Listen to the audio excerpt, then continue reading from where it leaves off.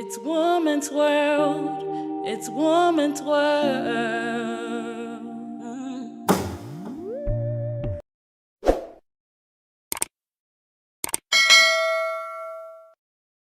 You know, Maya Angelou said to me years ago when I'd come back from doing my school in South Africa, the opening of the school, and she wasn't able to attend. So I came directly from South Africa to Maya's house, Jay, and I was sitting at the kitchen table and she was teaching me how to make biscuits. And I said, oh, Maya, that school's going to be my legacy. It's going to be incredible. And she said, you have no idea what your legacy is going to be, because your legacy is every life you touch. Your legacy isn't one thing. Your legacy is everybody who was moved to, who watched your show, who went back to school, who got out of a domestic violent relationship, who changed the way they saw things.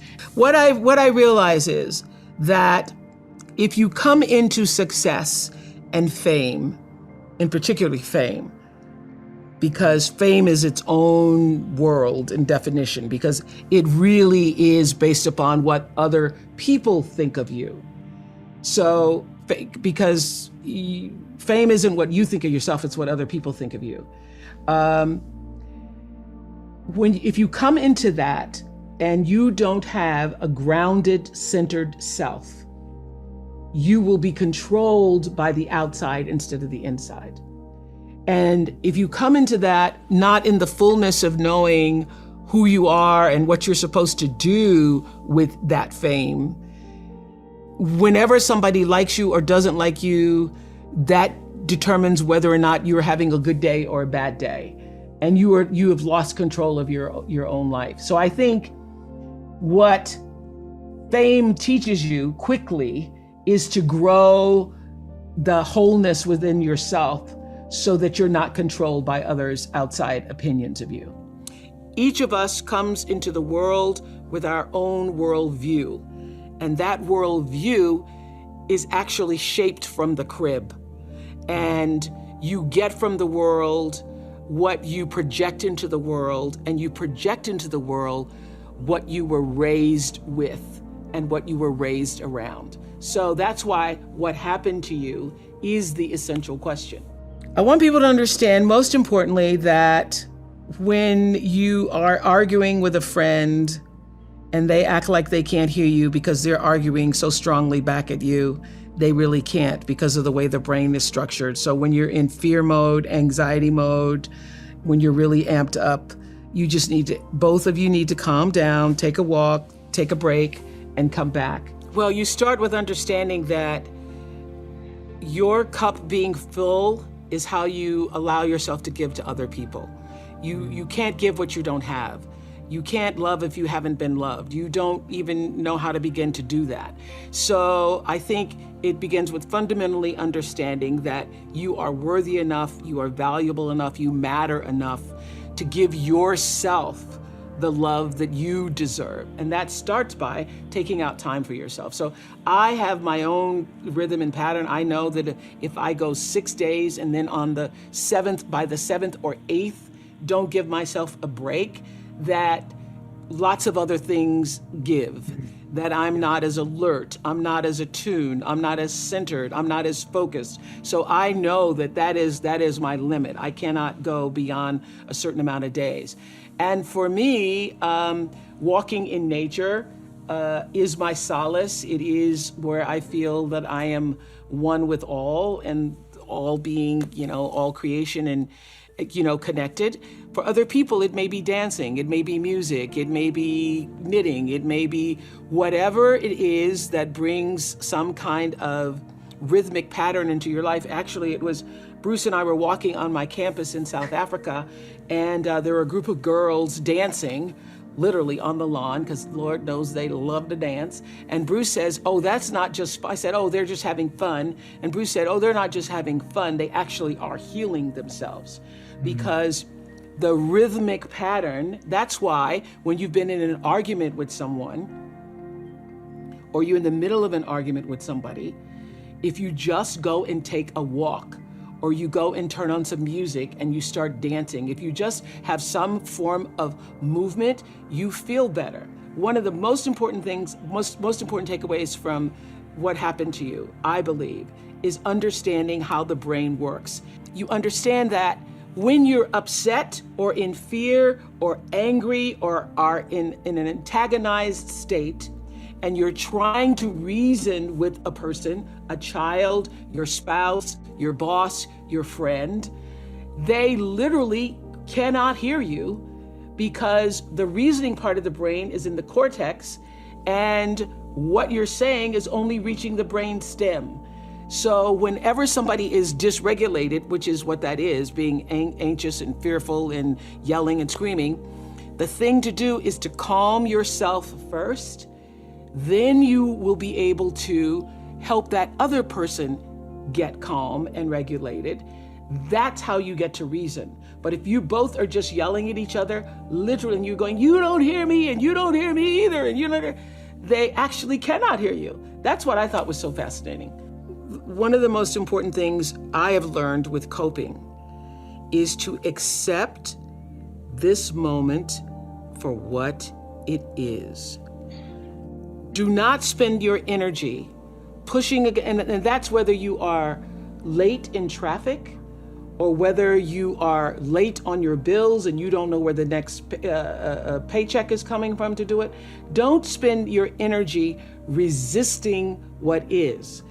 You know, the 5 stages of grief begin with shock and denial and end with acceptance. I have found that to be a great formula for operating in any crisis or challenging circumstance. Get to acceptance as quickly as you can, and that will allow you to cope better with this present moment. Because when you are pushing against, I wish it wasn't this way. I mean, I've seen so many people during this pandemic.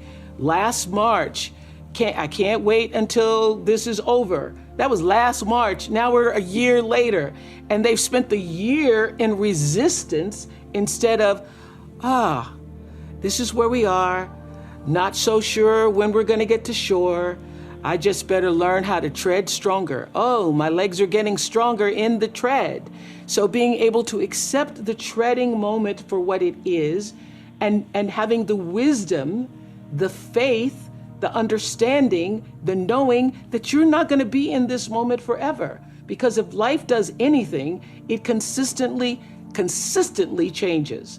So for however long we're in this pandemic moment, it is not going to be forever, but how do I make the adjustment to accept the moment for what it is and stop pushing against it, using all of my energy, wanting it to be something that it's not.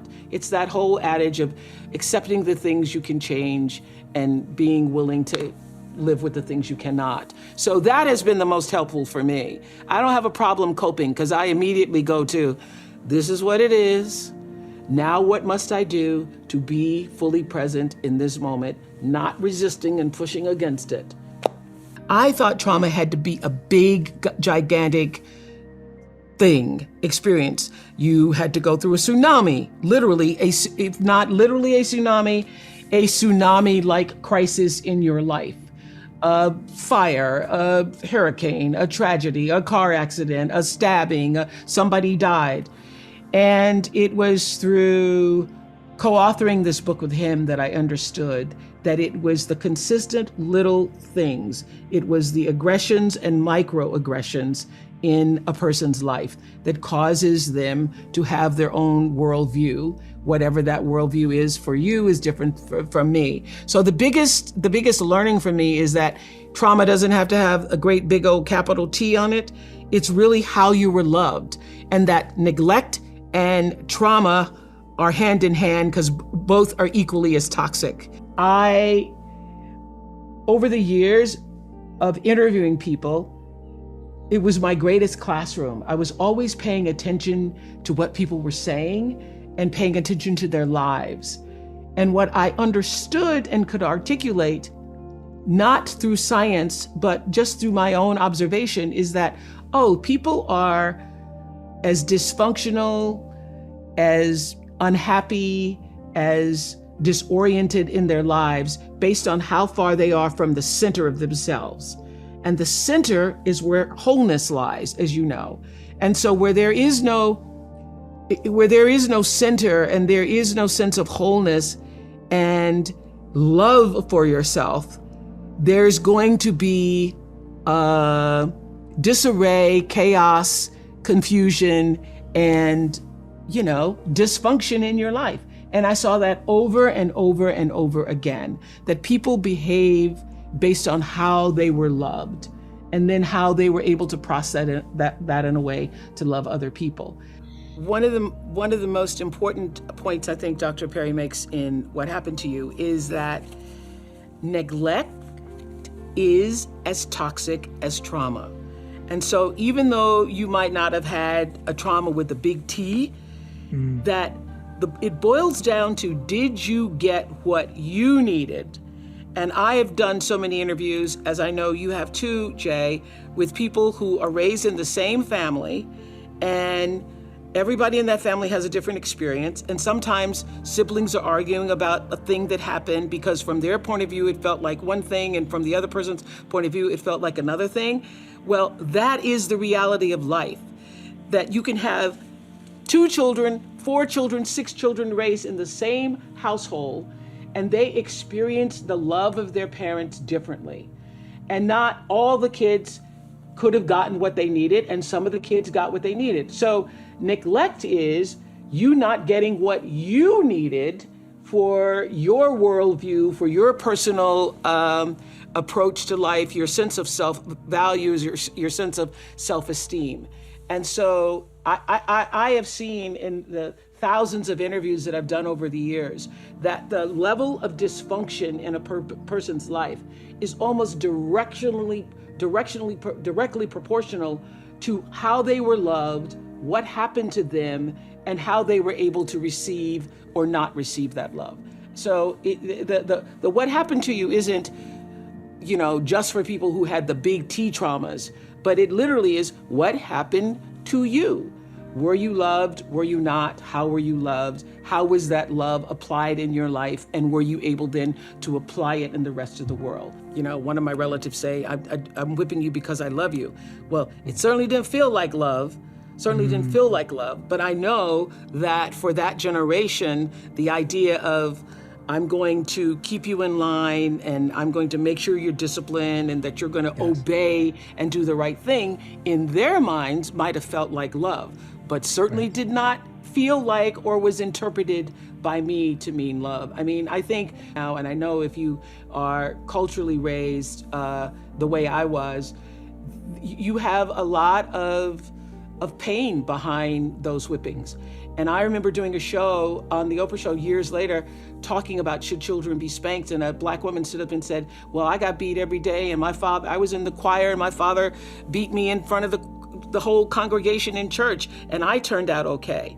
And I'm like, did you really? Because anybody who's ever been hit realizes the humiliation of that. What you feel more than anything, even as a little kid, is the humiliation of it. And what you are being told in that moment is that you have no value, that you are worth nothing, that you are so worthless that I get now to lay my hands on you and physically beat you. So it takes a lot. And I would have to say that it was a lot for me to overcome, to begin to understand that my life was of value. And as I say in What Happened to You, what did that for me were relationships with my teachers. I could cry right now thinking about the teachers who stood in the gap for me and made me feel valued, made me feel important. So it was only at school or speaking in church that I felt a sense of I mattered, that there was some meaning and purpose for me in life. I, grew up in these circumstances where I should have no self-values, no self-worth. But Bruce, as he explains in What Happened to You, you don't have to have it come from your family. Other relationships with people who are nurturing, supporting, caring, and actually just see you. So the reason why I loved school so much is because that's the place that I felt seen.